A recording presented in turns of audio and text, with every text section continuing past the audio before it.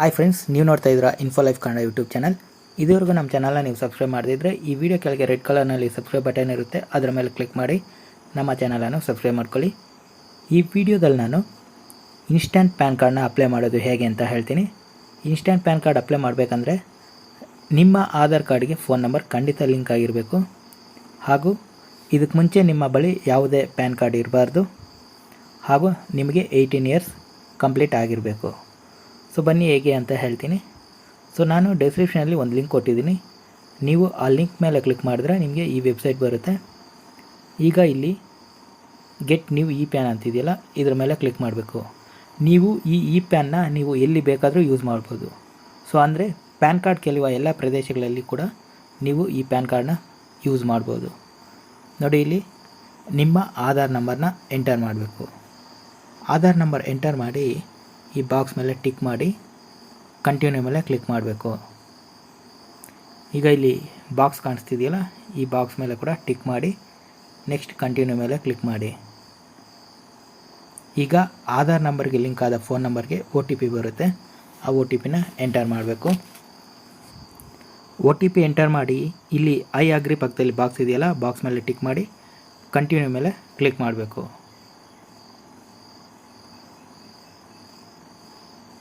ಈಗ ಆಧಾರ್ನಲ್ಲಿರುವ ನಿಮ್ಮ ಡೀಟೇಲ್ಸು ಈ ಥರ ಬರುತ್ತೆ.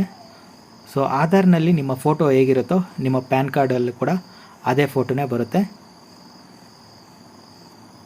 ಇಲ್ಲಿ ಕಾಣಿಸ್ತಿದೆಯಲ್ಲ ಇಮೇಲ್ ID, ಇಲ್ಲಿ ನಿಮ್ಮ ಇಮೇಲ್ ಐಡಿನ ಲಿಂಕ್ ಮಾಡಬೇಕು. ಇಲ್ಲಿ ನಿಮ್ಮ ಇಮೇಲ್ ID ಹಾಕಿ ಸೆಂಡ್ OTP ಮೇಲೆ ಕ್ಲಿಕ್ ಮಾಡಬೇಕು. ಕೆಲವೊಂದು ಸಾರಿ ಮೇಲ್ಗೆ OTP ಬರೋಲ್ಲ.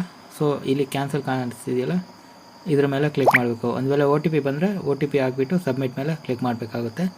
ಸೊ ನನಗೆ OTP ಬರ್ತಾಯಿಲ್ಲ, ಸೊ ಅದಕ್ಕೆ ಕ್ಯಾನ್ಸಲ್ ಮೇಲೆ ಕ್ಲಿಕ್ ಮಾಡ್ತೀನಿ. ಕ್ಯಾನ್ಸಲ್ ಮೇಲೆ ಕ್ಲಿಕ್ ಮಾಡಿದ್ರೆ ಈ ರೀತಿ ಬರುತ್ತೆ. ಸೊ ಕ್ಲೋಸ್ ಅಂತ ಕ್ಲಿಕ್ ಮಾಡಿ. ಸೊ ಈಗ ಕಂಟಿನ್ಯೂ ಮೇಲೆ ಕ್ಲಿಕ್ ಮಾಡಿ. ಈ ರೀತಿ ಬರುತ್ತೆ. ಕಂಟಿನ್ಯೂ ಮೇಲೆ ಕ್ಲಿಕ್ ಮಾಡಿ.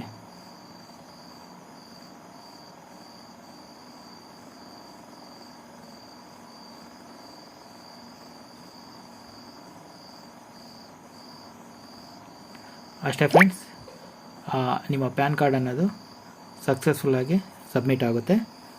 ಸೊ 5 ಮಿನಿಟ್ಸಲ್ಲಿ ನಿಮ್ಮ ಈ ಪ್ಯಾನ್ ಕಾರ್ಡ್ನ ನೀವು ಡೌನ್ಲೋಡ್ ಮಾಡ್ಕೋಬೋದು.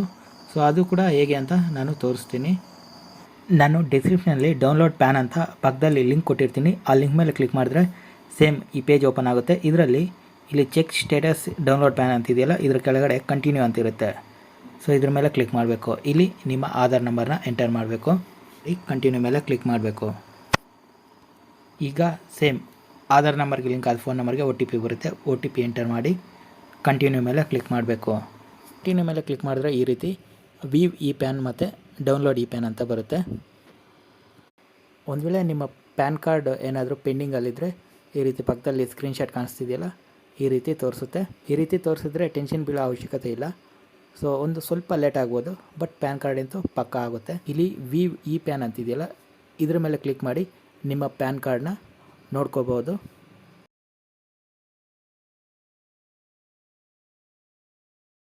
ನೆಕ್ಸ್ಟು ಇಲ್ಲಿ ಡೌನ್ಲೋಡ್ ಇ ಪ್ಯಾನ್ ಅಂತಿದೆಯಲ್ಲ, ಇದ್ರ ಮೇಲೆ ಕ್ಲಿಕ್ ಮಾಡಿ ನಿಮ್ಮ ಪ್ಯಾನ್ ಕಾರ್ಡ್ನ ಡೌನ್ಲೋಡ್ ಮಾಡ್ಕೋಬೋದು.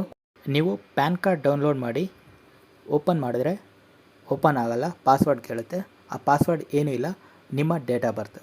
ಒಂದು ವೇಳೆ ನೀವು ಜನವರಿ 1ನೇ ತಾರೀಕು 2000 ಇಸ್ವಿದಲ್ಲಿ ಹುಟ್ಟಿದ್ದೀರ ಅಂದರೆ 01/01/2000 ಅಂತ ಎಂಟರ್ ಮಾಡಿ ಓಪನ್ ಮೇಲೆ ಕ್ಲಿಕ್ ಮಾಡಿದ್ರೆ ಓಪನ್ ಆಗುತ್ತೆ.